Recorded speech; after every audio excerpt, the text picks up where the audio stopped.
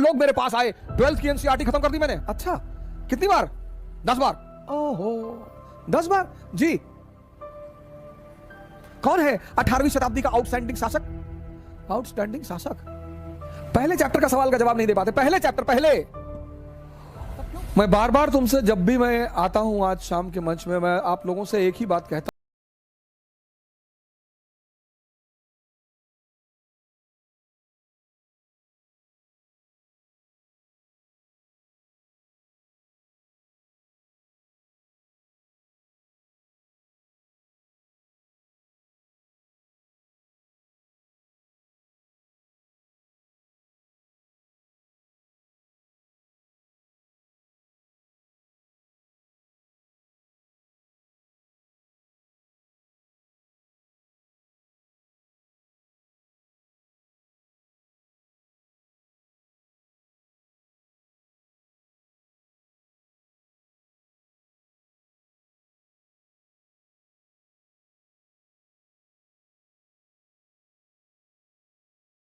हो, खत्म करते हो, और उस किताब की कहानी ही तुम्हें नहीं पता।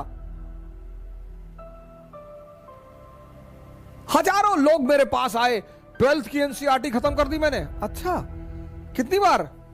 10 बार। ओहो, 10 बार जी। अच्छा, तो आप एक काम करो, रिवीजन करके 2 दिन बाद आओ। नहीं नहीं नहीं, आप पूछो। नहीं नहीं, रिवीजन कर लो। नहीं, आप पूछो। कौन है 18वीं शताब्दी का आउटस्टैंडिंग शासक? आउटस्टैंडिंग शासक, ये तो नहीं लिखा है उसमें। अच्छा, महादजी सिंधिया की उपलब्धियां बताओ 18th सेंचुरी में। महादजी सिंधिया और सिंधिया और होलकर के बीच निरंतर जो लड़ाई चल रही थी, उसकी वजह बताओ।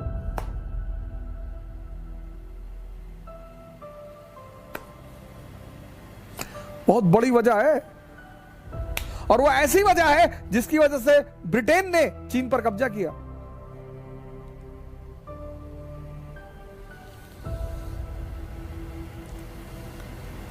पहले चैप्टर का सवाल का जवाब नहीं दे पाते। पहले चैप्टर, पहले। तब क्यों पढ़ रहे हो? नहीं, नौजवान क्रांति में आप नहीं पढ़ा रहे हैं तो कितना पढ़ोगे?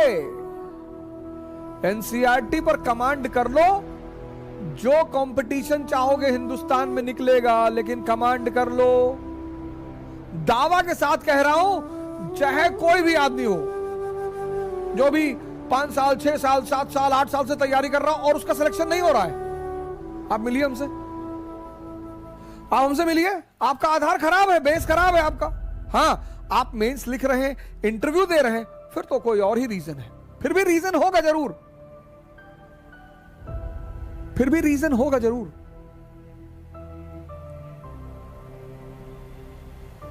तुम्हें कहानियां ऐसी समझ में आती नहीं, तुम रटते हो, तो तुम्हारे मन को मजा नहीं आता, तुम्हारे मन में ये चीजें रिपीट नहीं होती, क्योंकि तुम समझते नहीं हो। बहुत सारे 90% छात्र पढ़ते हैं 10 घंटा, 12 घंटा, लेकिन जब वो पढ़ के उठते हैं तो पीछे कहानी कुछ और ही चलती है। पढ़ना जानते हैं, सेव करना नहीं जानते। जैसे तुम कंप्यूटर में सेव करते हो ना, ऐसे यहां भी सेव होता है। अब इसको जो चीजें पसंद है वो खुद ब खुद सेव कर लेता है। आपको कोई कविता अच्छी लग गई, अपने आप सेव हो जाएगी।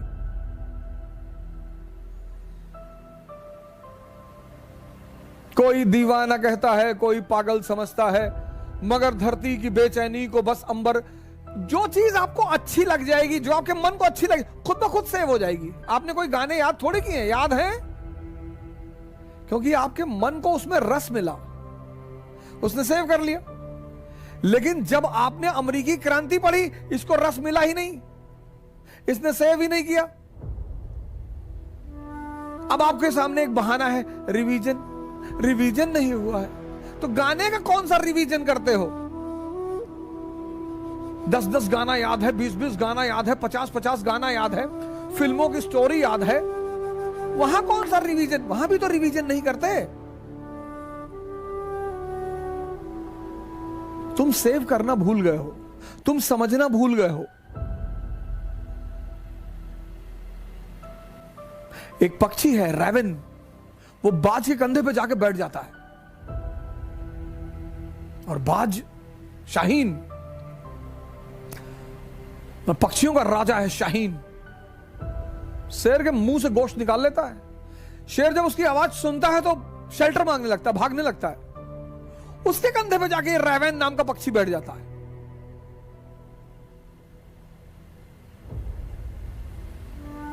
तो पता है बाज क्या करता है? अपनी उड़ान बढ़ाने लगता है, उड़ान। और जैसे जैसे उसकी ऊंचाई बढ़ती रहती है, ऑक्सीजन लेवल कम हो जाता है, रैवन को भागना पड़ता है। अपनी ऊंचाई बढ़ाओ, इतनी बढ़ाओ कि जितने लोग तुम्हें दबाना चाहते हैं उनका दम घुटने लगे।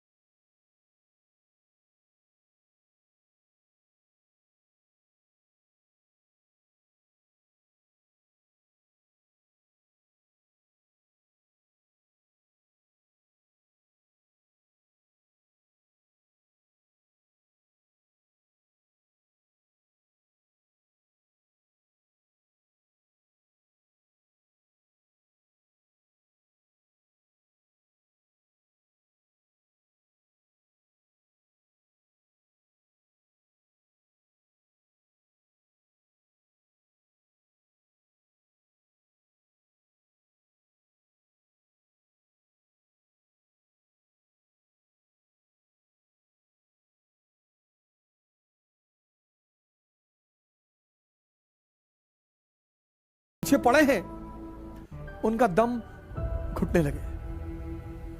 जय हिंद।